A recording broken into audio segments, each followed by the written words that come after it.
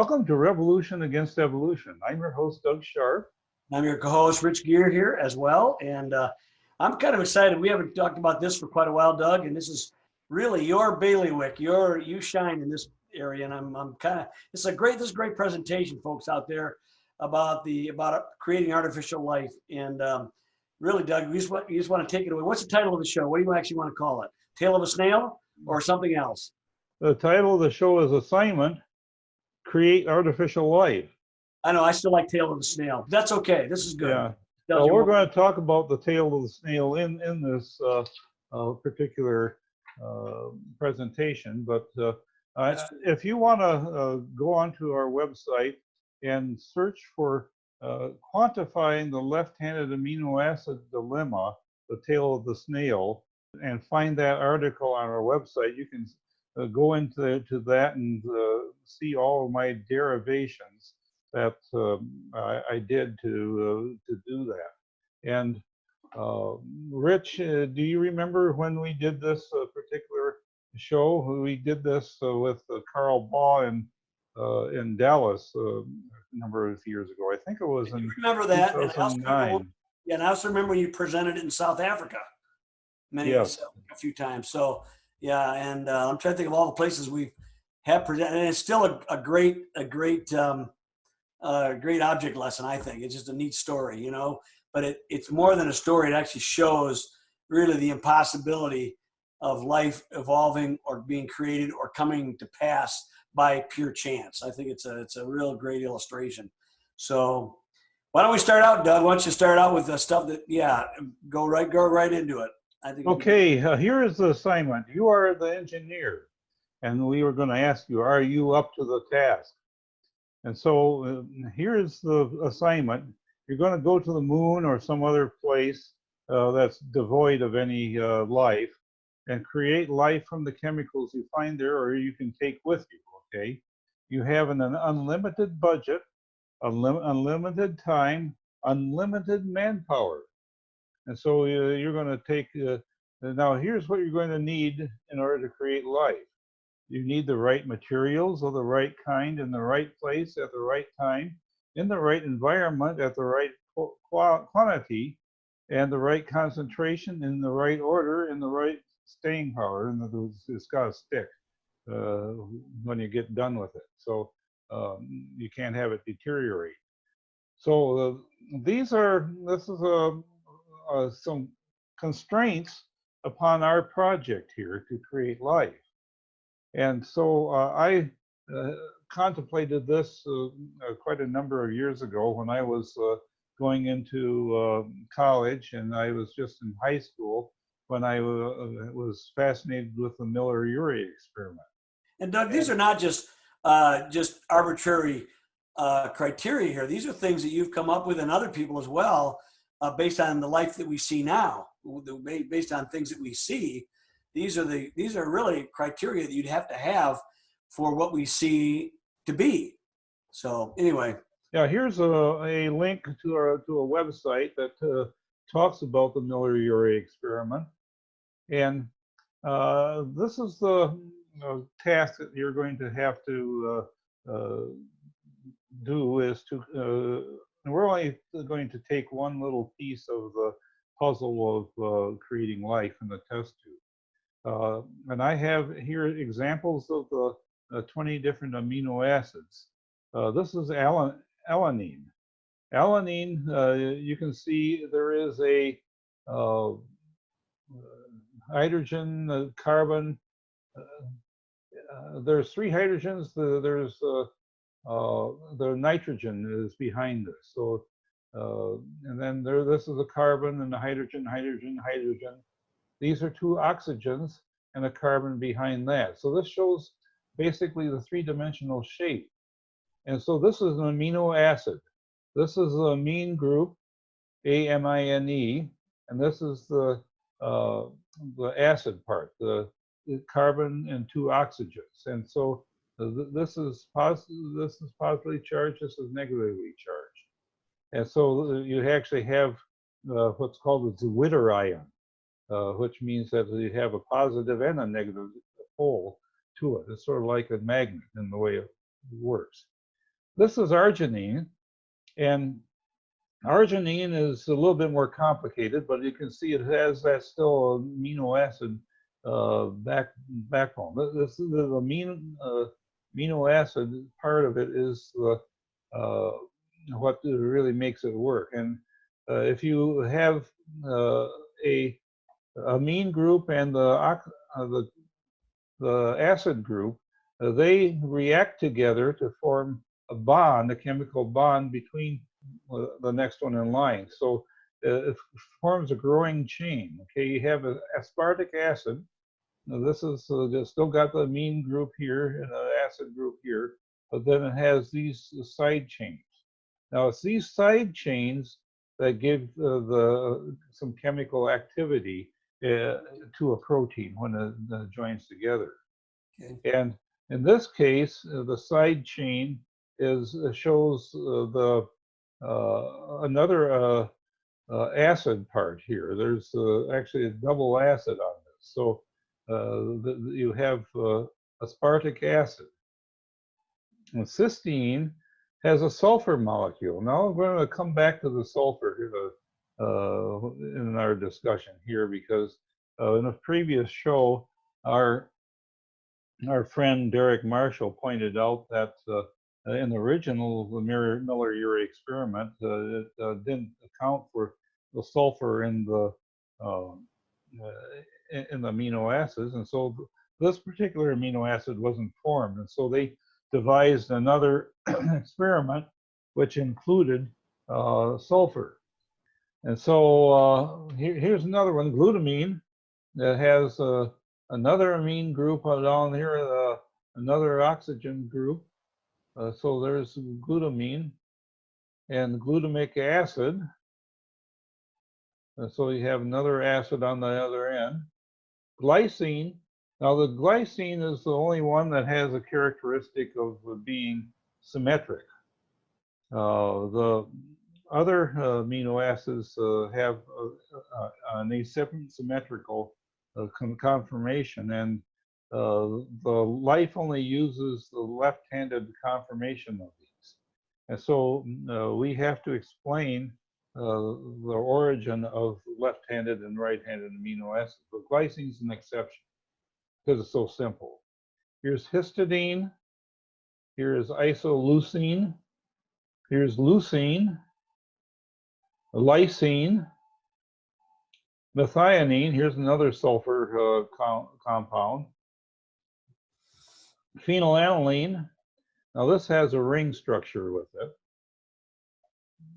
And I'm going to get back to the ring structure. Now proline is a little bit different in that it still has an amine acid structure, but it's got a ring structure in it. Serine is like this. THREONINE is like that. TRYPTOPHAN is like this. This is a little bit more complicated one, and it's got a double ring, a six-sided ring, and a five-sided ring with a nitrogen in it. Now this is the one that got me going a number of years ago when I was doing experiments in high school and college. I reasoned that the Miller-Urey experiment made these amino acids. And at the time, I didn't know that the tryptophan wasn't one of them, but I grabbed this guy. I said, this is a complex one. I'd like to see what happens to this. I added some electrical energy to this. I had a neon sign transformer, and that gave off a 10,000 volt spark. And so I used that to make the sparks emulating lightning in my experiment. And tryptophan and tyrosine were the two I used, also alanine and glycine. And basically I used these because the lab actually had samples of it. Now what they didn't tell me at the time was that the samples that they gave me were mixtures of both the right-handed and left-handed amino acids. And so that's what you get when you make them in the lab. It's not that easy to make. Now what the Miller-Urey experiment tried to do is to make proteins, or actually make the building blocks of proteins. So what you have are these amino acids. Here's valine, and here you can see we have cysteine, methionine, and leucine combined together. And what has happened is that in this case, there's the amine and the acid combined together to form this bond here. And here's another one right here. This is a combination of 3 amino acids. So this shows the chain as it goes from one end to the other of 3 amino acids. Now, a typical protein goes upward to about 400 of these. And a simple one like insulin is 51, I think. And so you have lysine, aspartic acid, and threonine combined together to form these 3. And then phenylalanine, glutamic acid, and proline are combined together to show this particular conformation. So you have the chemistry of life in a very simple form here, showing but the chemistry behind this to make this combined together is fairly complicated. And I'm going to get into that a little bit here. Okay. Now, here's the problem, is forming the peptide bond. The enemies to the reaction are water and oxygen.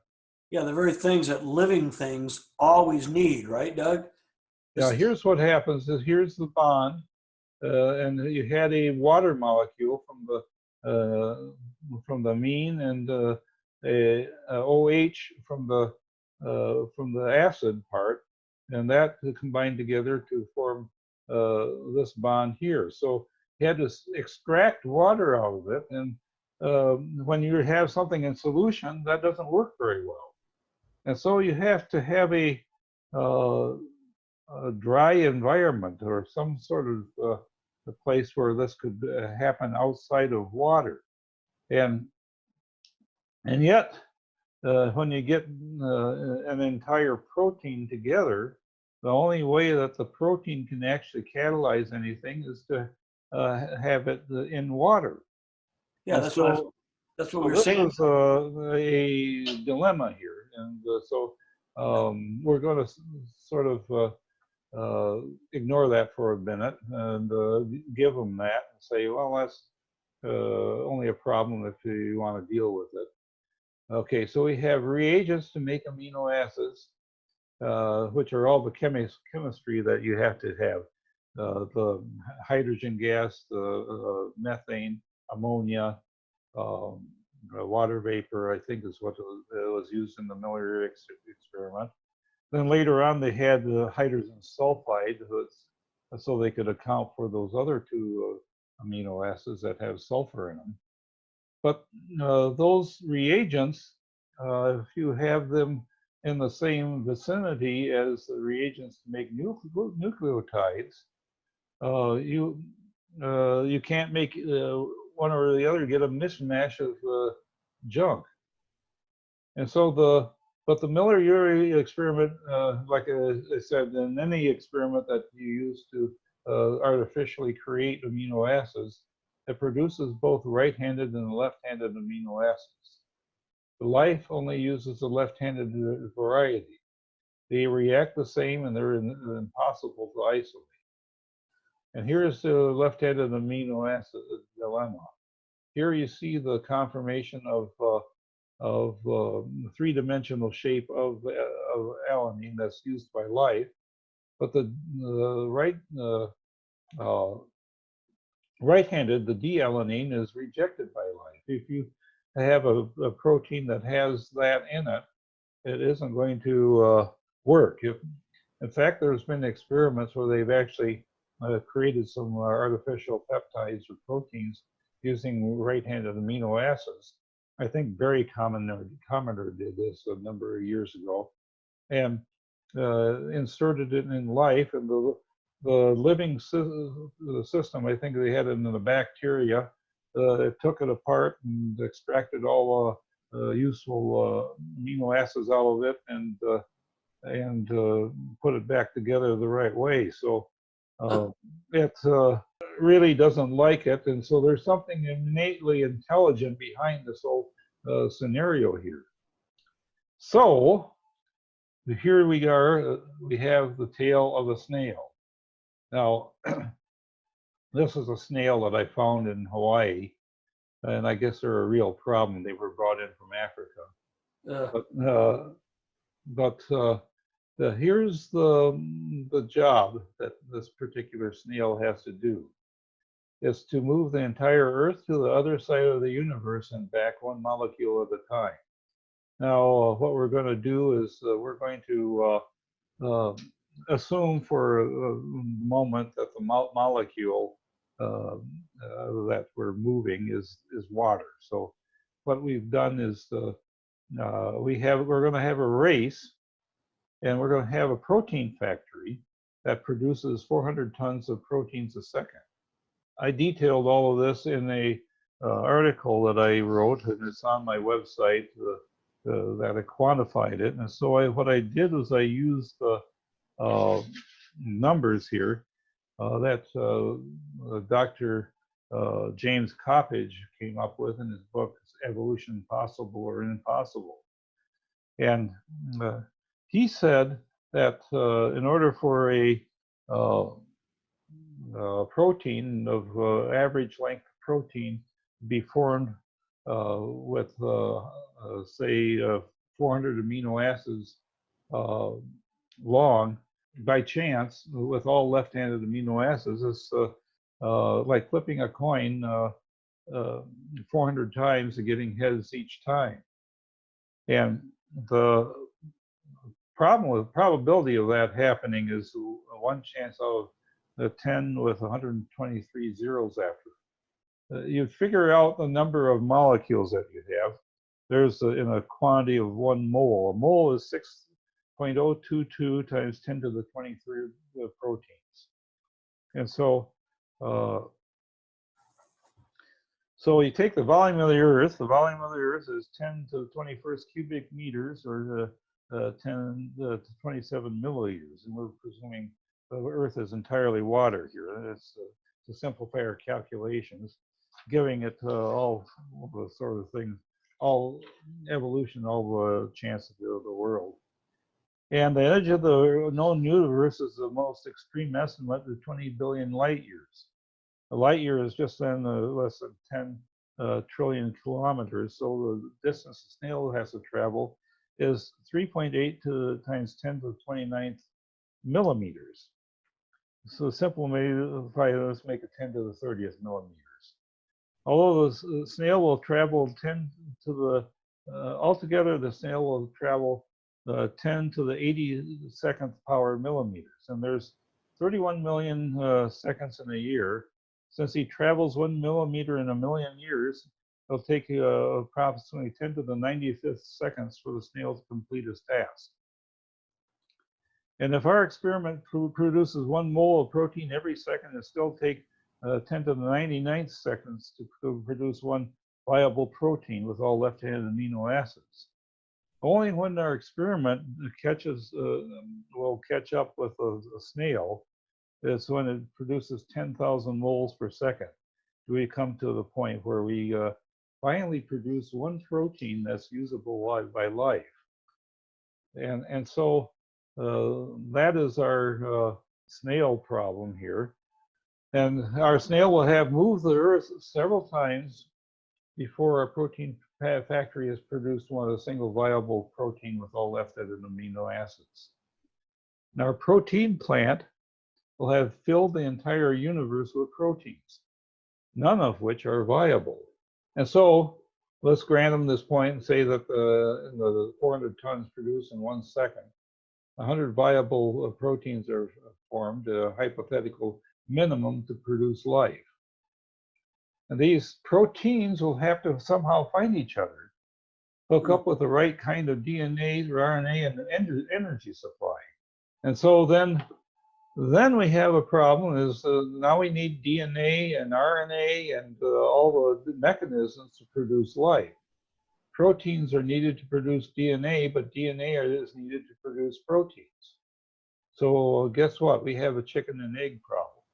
And amino acids must be assembled in the right order to produce viable proteins. Each one is like a letter making up a language. A typical protein contains over 400 amino acids, and like I said, the insulin is the smallest. Here's insulin. It has 51. And I once taught a class, and I had the students figure this out and write it out one day. And my class reduced down to 2 people. Yeah, proteins, when left to themselves outside of the life, they degrade spontaneously back into amino acids. There's a problem. Left-handed amino acids purified from living systems spontaneously form right-handed forms, and this is called racemization. So if you get all left-handed amino acids, and they somehow combine together to form proteins, they spontaneously degrade and spontaneously turn into equal mixtures of both. And so what do you need to create life? Do we have the right materials? No. Are they the right kind? No. The right place? No. At the right time? No. The right environment? No. In the right quantity? No. In the right concentration? No. In the right order? No. And then they don't stay around. So can we conclude that life performs spontaneously without a creator? Absolutely not. So I remember contemplating this when I was growing up, and you know, I at that time was, you know, I'd gone to church. I thought that you know, I was a Christian, and yet I was really thinking that I had something cool here, being able to create life in a test tube, and that's something that people had talked about and doing, and this is a argument that has held up for over 50 years that I've known, that there's really no way that artificial life can be brought about. They are trying to start with RNA now. So there's Yeah, I've heard that. RNA world. Yeah, because the DNA does not work, but there's also the reducing atmosphere of Miller-Urey with the methane.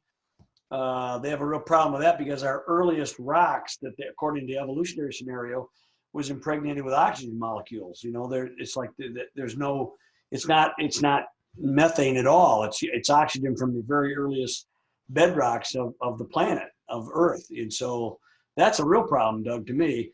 That whole idea that water and oxygen are real stopping points for life being created, and yet they are the very elements that life needs to sustain itself.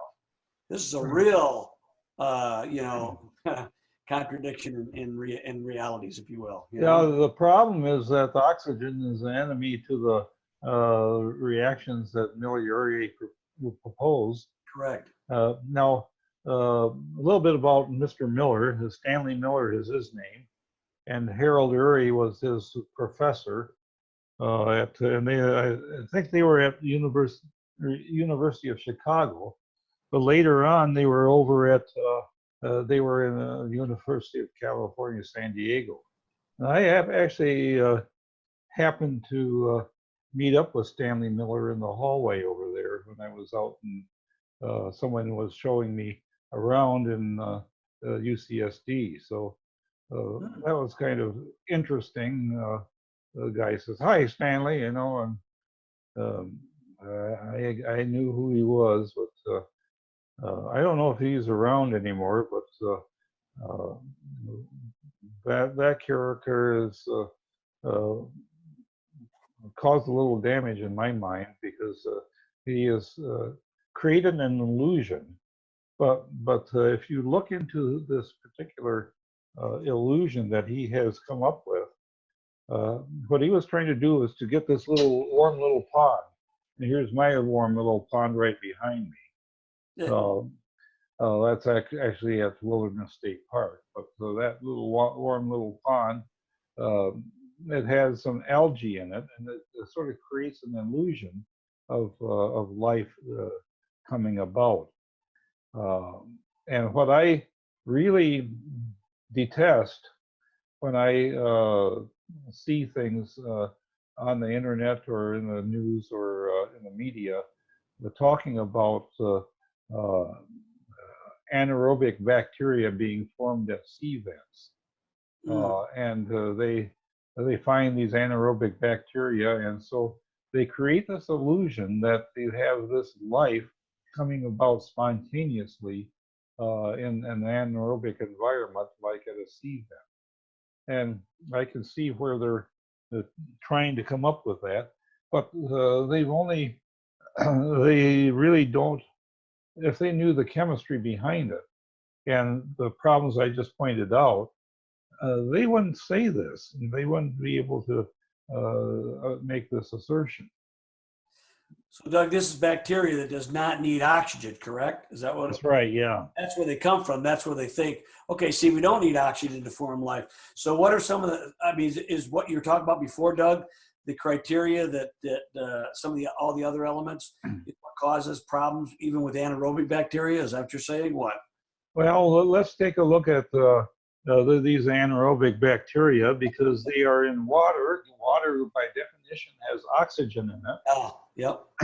You know, you have oxygen in the water, and so this is a problem for evolution, because if you have oxygenated water, it becomes a hindrance to the formation of a peptide bond.